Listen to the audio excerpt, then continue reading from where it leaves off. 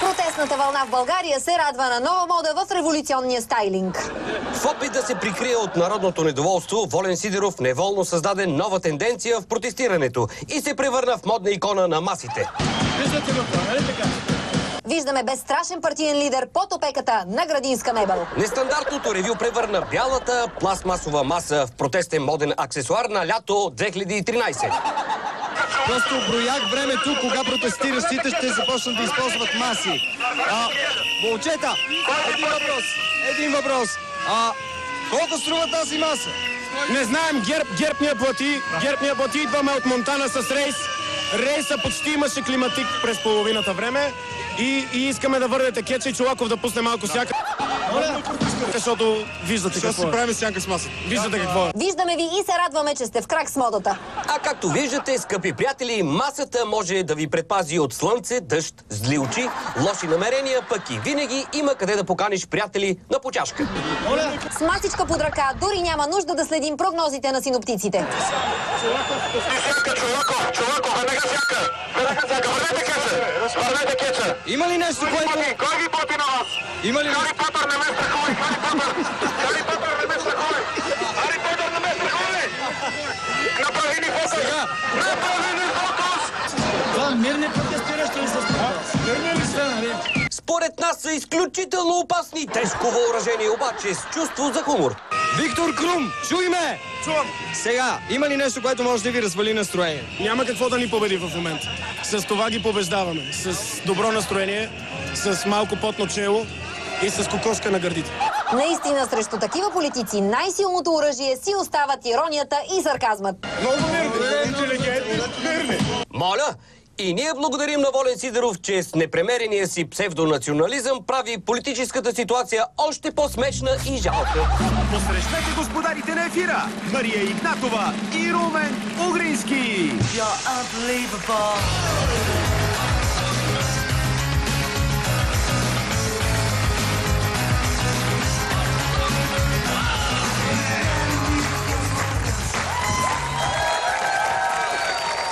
Не ме буте, бе, не ме буте с масата. Дигни малко по-нагоре тази маса. Извини се, бе, извини се. На тебе ли ще извинявам? Къде я дигаш, свали я долу? Боли, бе, извини се, бе. Започваме с новините. Направо се просълзих, като гледах как БСП поискаха прошка от парламентарната трибуна за грешката с назначението на Пеевски. Едно сигурно това правителство ще влезе в историята като първото поискало прошка не в края, а в началото на управлението си. Не, си тук. Чакай да се излезе. Извинявайте. Мария Волен Сидеров прекъсна консултативния съвет при президента, след което се скара с журналисти и с представители на администрацията. Откакто го назначиха за шеф на етичната комисия, председателят на Атака хич не се опитва да спазва етиката. Така е, този път е сбъркано не само назначението, а името на комисията трябва да се преименува от парламентарна етика на параноична антиетика. Иначе Консултативният съвет по национална сигурност не взе нито едно важно решение. За сметка на това, лидерите на враждуващите партии си размениха взаимни обвинения. Само не разбрах защо им трябваше извънреден съвет, като те всеки ден правят това и без някой специално да ги организира, нали така? А сега, вижте специалният танц на нашите три адреналинки!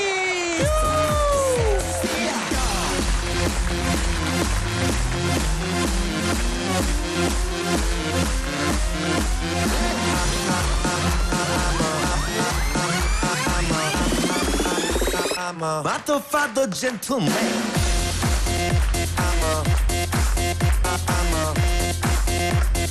Matofado gentleman.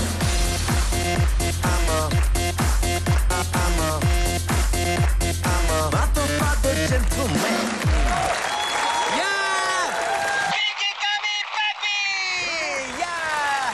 Румене, къде ни е масата? Спокойно, Мария, нали сгъваме сгънах и си я сложих в джоба. Спокойно.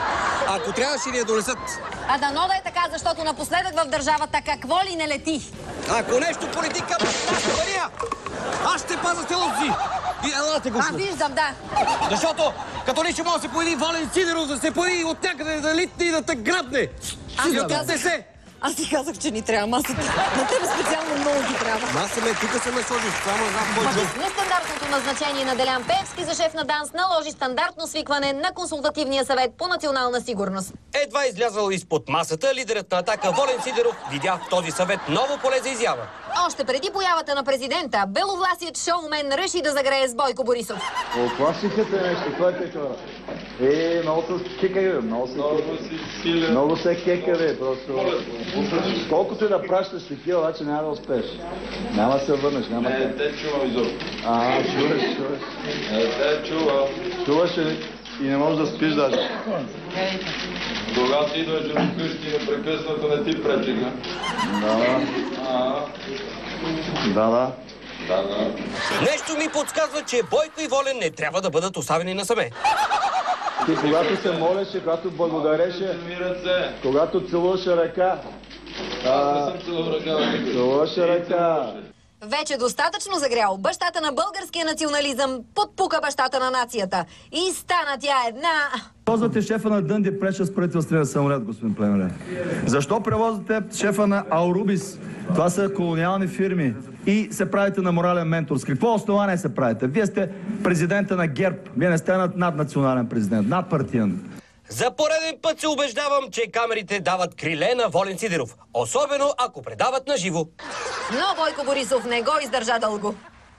Господин Сидеров, благодаря за поканата, господин президент. Аз не на мога да присъствам при един човек, който потъпква държавността. пред очите на цялата нация, вие проваляте Конституционния съвет по национална сигурност. Напоследък Бойко Борисов прекарва доста време на чист въздух и хич не го свърта в затворени пространства. Особено ако там присъстват Волен, Станишев и Местан. След като лидерът на ГЕРБ си тръгна, Волен продължи да изкарва въздуха на президента. На цялата нация, аз искам от вас отговор. Защо превозвате правителствен самолет? Шефове на корпорации чужди. Това е търговия с влияние. Господин Сидеров, Като гледам как Станишев, Местан и Миков се правят на ударени, направо ми се къса сърцето за тях. Така е, Мария, партньорството с Волен иска жертви, но мислите са изписани на лицата им. Да бъдем други вече късно е. Иде есен. Пословичен иначе с добродушие и изговорчивост, в този ден президентския нрав бе подложен на истинска атака. И в този миг всички, които мечтаеха за твърда президентска ръка, доживяха мечтата си сбъдната. искам да чуя от вас декларация пред всички медии. Да, ще спазвам правилата на Конституционния съвет по национална сигурност. Не, няма да ги спазвам. Господин Плеве, вие не сте... Да или не, господин Сидеров? В казармата. Не може да ми нарежете какво да правя. Аз съм свободен гражданин. Имам свободна воля. Обявявам 15-минутна пауза. Не 15 минути. Ако не махнат камерите и 15 дни почивка няма да са достатъчни да охладят Сидеровите страсти. Това го проумя дори и републиканския специалист по нестандартни решения. Господин президент, аз ви предлагам след 15 минути да се съберем без медиите, защото тяхното присъствие създава условия за такъв диалог, който се водеше между господин президента и господин Сидеров. На това му се вика нож в гърба. Да махнеш камерите от Сидеров е жестоко. Сякаш напукна Станишев. Камерите продължиха своето вредно въздействие върху лидера на Атака и по време на обявената почивка. Сега ще ви помоля. Сега ще ви помоля. Какво ще ме помолите? Не сте Аз съм Мария Иванова и съм прес-секретаря на президента и в момента ви моля да отидете на кръговото движение. Колеги, ако обичате, моля ви се. Няма да отидем на кръговото движение. Няма да отиде, защото на кръговото десните са с предимство. Моля ви се. Няма да отидем на кръговото движение. Добре, вие, ако искате се останете тук. Моля колегите.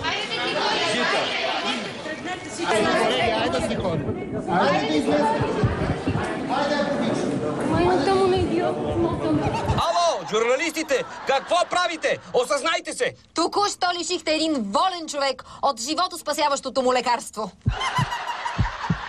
Ако страдате от липса на внимание, ползвайте Волериан. Това лекарство поставя нови стандарти в общуването с масите. Качествен лекарствен продукт на ефирна основа. За националисти над 20 години. Преди употреба се скрийте под масата. Волен остана сам. Според мен Румен Волен никога не е сам. Май си права. Обаче аз понякога оставам много самотен. Щом така се чувстваш, ходи да протестираш. Там ще си намериш компания. Добре, аз искам твоята компания, Мария. Защото навън не знам на кого ще попадна. Ти си голям пъзло, бе. Гледаме включване на живо в BTV новините на репортерката Миролюба Бенатова. В миролюбивия протест са се включили хора, които останалите протестиращи определят като провокатори. Тук що дойдоха една група яки момчета, които не е ясно откъде се появиха. Откъде дойдоха и защо? Трябва да не е изпратил някой. Що се криете? Казват, че сте провокатори. Защото имам право. Хората казват, че сте провокатори. Кой е министър на Национално движение Свобода? Кажете. Кажете, какво ви води тук? Наистина са съмнителни, Мария. Някак не се вписват в общата картинка.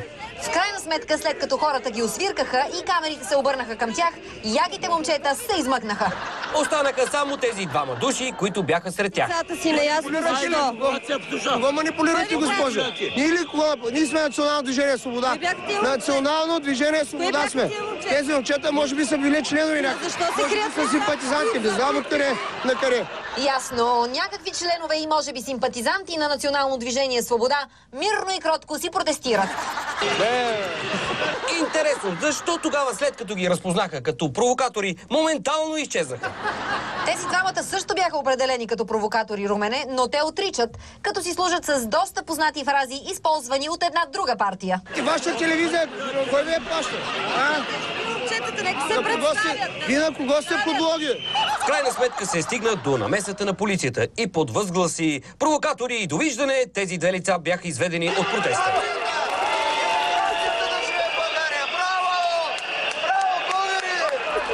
И докато протестиращите аплодираха работата на полицията в този случай, на другия ден от TV7 потърсиха сметка за действията и дадоха думата на посочените от гражданите провокатори. Ето ги лицата на Национално движение Свобода, на които само TV7 дадоха думата, за да опитат да се оправдаят. Човекът в ляво е Бисер Миланов, а вдясно председателя на движението Йордан Бонев. Ето как те са видели нещата. Някаква медия подгони протестиращите, така имаше някакви момчета тук, почна да им задава някакви въпроси, дали са били платени, така зад нас се намираха. Ние казахме, може ли да наснимате нас, тъй като нас не излъчват доста често. Искали сте медийно внимание? Искахме медийно внимание. Честито, господа! Сега имате пълно медийно внимание. Само доколкото виждам, само вашата медия излъчва какво се случва в тази държава. TV7 явно е любимата медия на господин Миланов и господин Бонев. Видяхме Бисер Миланов на турнето България без цензура в Русе, където той смело защити Николай Бареков от възрастна пенсионерка. Вие, като многострадална Геновева, казахте, че ще очаквате да го убиват да такова. Вие прииграхте. Честно ви казвам. Може да просто прииграхте. Същите господа открихме пред камерата на TV7 и в Благоевград. Ние искаме нашите промени в Конституцията, закона избуня и промените в НПК и остацията да бъдат вкарани. Да има пък кабинет, още гледни точки, моля те, искаме да призовем. Дай ми още една гледна точка. Защото всички са там на живо. Давам още една гледна точка, нямаме време за това, после ще предаваме митинга. Още една гледна точка от Национално движение Свобода. Тази друга гледна точка май си е същата гледна точка. Аз само не мога да разбера. Национално движение Свобода с екипите на TV7 ли пътуват или просто им съвпадат интересите по места? Не знам, Румене, но същите хора бяха на финалните дебати България избира без цензура и в София. Дори на последния ред, но с познатото вече рае. Рамо до рамо. С погледи вперени в Николай Бареков. Може би го пазят от нападки, Румене. Тук, виж, отново се появил някой платен недоброжелател. Вие прииграхте. Честно ви казвам. Може да просто прииграхте. Или пък упражняват граждански контрол, Мария. Преди дни ги видяхме и на срещата на премиера Орешарски с представители на протестиращите в новините на Нова. Доста преди да бъде изведен от полицията на сегашните протести, председателя на Национално движение Свобода Йордан Бонев се представяше по друг начин. Ето как той се опита да се вмъкне сред протестиращите в Русе още през месец февруари тази година. Здравейте, казвам се Йордан Бонев и съм и от състрадките на Народно движение Баста. Сега пак Баста. Какво стана с Национално движение Свобода? Колкото повече, толкова повече, Мария. Важното е движение да има. Още тогава хората наоколо заподозряха нещо нередно в подбудите на господин Бонев.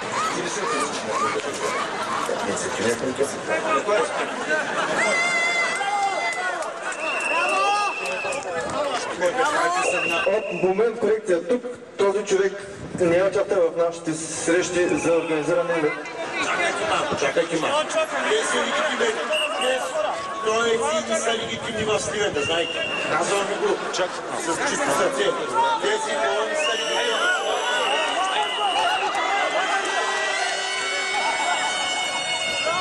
Ето го провокатора, Още преди да бъде обявен за провокатор обаче и много преди основаването на всички движения, в които участва, Йордан Бонев е бил и другаде. Другари и другарки, добър ден. Аз се казвам Йордан Бонев и съм нов член на младежката организация. Коя ли е тази младежка организация, в която си говорят на другари и другарки, Румене? Ей, Мария, значи никакво медийно внимание не осигуряваше господин Бонев. Тихо, слушай си и записвай. Социализма дава на всички работа. Това е самата идея на социализма.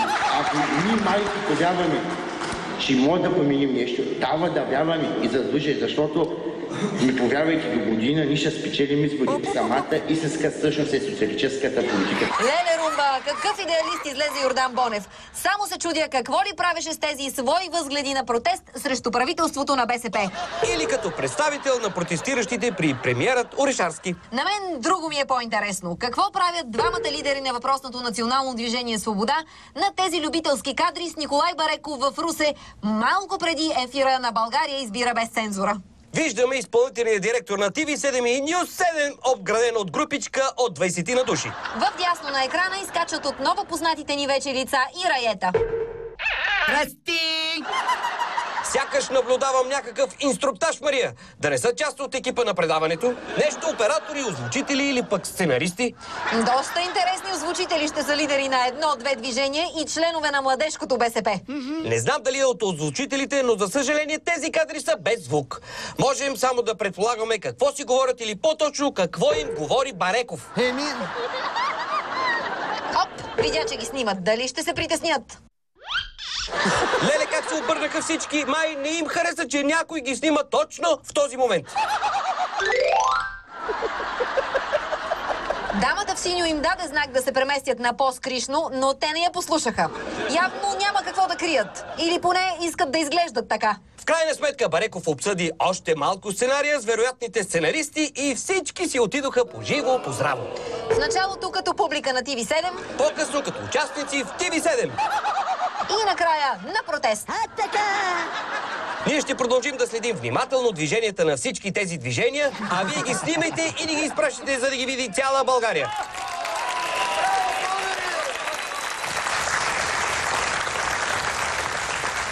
Румене, какво търсиш? Абе, гледам дали тези двамата господа не са в публиката. И ако са в публиката, какво? Какво? За да ги питам как успя да са навсякъде и каква е целта. Спокойно, Румка. Всичко рано или късно се разбира. Браво!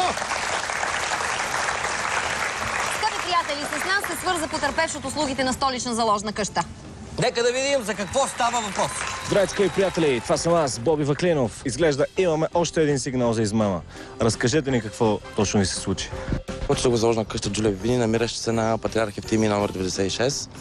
И оставих там мобилен телефон. Издадоха договор, дадоха ми една хвърчаща бележка, само колко пари ми дават, кога трябва да ги върна, колко пари трябва да върна. Кога трябваше всъщност да ги върна?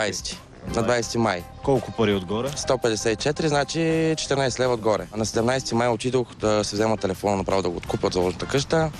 Тогава служителката, която ми прие телефона същия ден, нали, смисъл на 11, ми каза, че телефона не се намира в заложната къща и ще ми се обади, когато го намери. Обади ли се? Не се обади. Аз се потърсих още 2 часа след това я потърсих. Тя отново ми отговори, ще се обадя по-късно. Така и не ми се обади. Подадох жалба в полицията.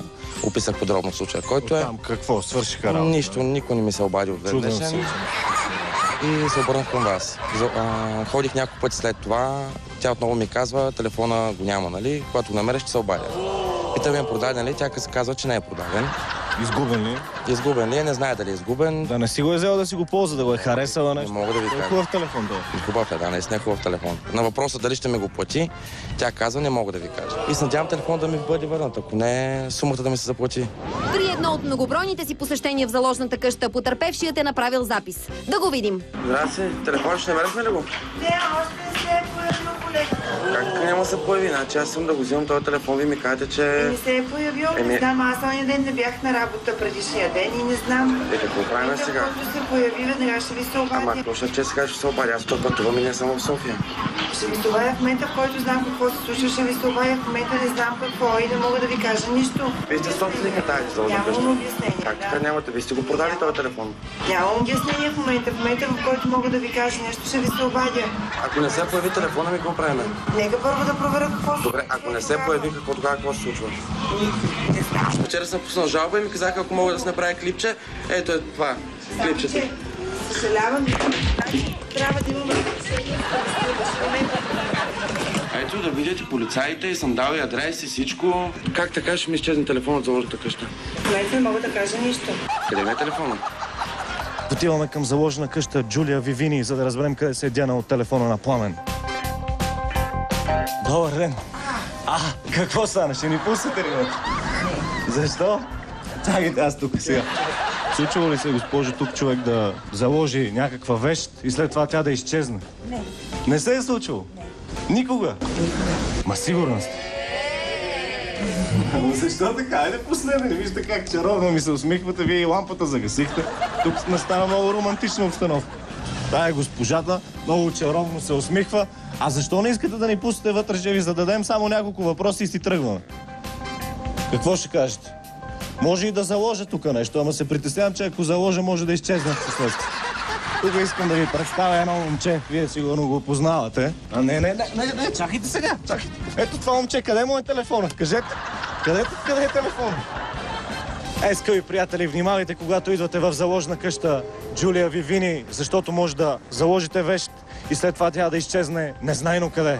Това е за сега. За господари на ефира, това съм аз, Боби Ваклинов. Ако има и още потърпевши от тази или друга заложна къща, не се колебайте да ни потърсите. А само след малко ще видим някои от най-интересните плакати от протестите. Липсата на еволюция във вас води до революция в нас. Този гражданин пък символично е затворил Волен Сидеров и Лютви Местан в кафес. А сега следва... Аз ще го кажа, Мария. Реклама!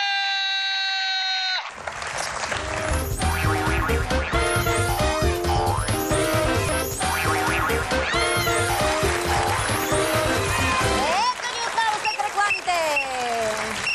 Румене, защо си размахал тази сопа?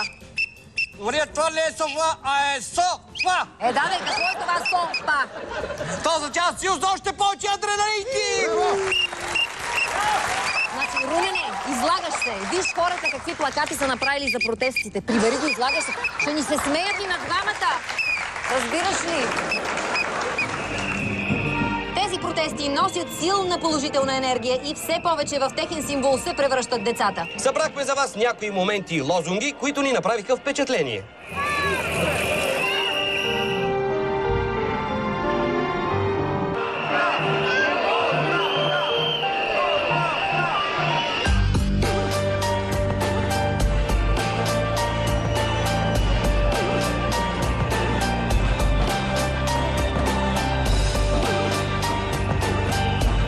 Недовиждане, а с Богом. Уволнени сте. Дигайте си чуковете и сърповете. Липсата на еволюция във вас води до революция в нас. Този гражданин пък символично е затворил Волен Сидеров и Лютви Местан в кафес. Тук виждаме призив към Европа, който гласи: Партия на европейските социалисти, запитайте се кой е вашият лидер. Време е да се събудите.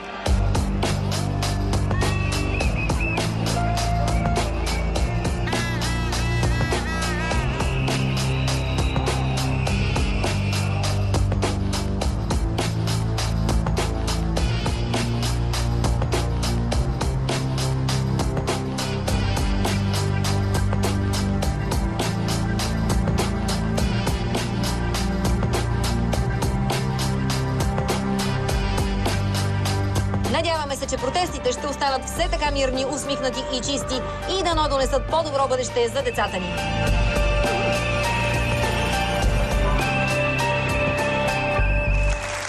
Румка, къде ти остана плаката? Откри го, че за нищо не става. Абе, тук едни хора ми го таковаха, защото много хубав. Той най-хубавият спечели конкурс за най-хубав плакат. Жалко. Да. Това беше всичко от нас за тази вечер, а вие останете с новините на Нова. Преди това обаче, вижте танца на... Вики, Ками и Пепи!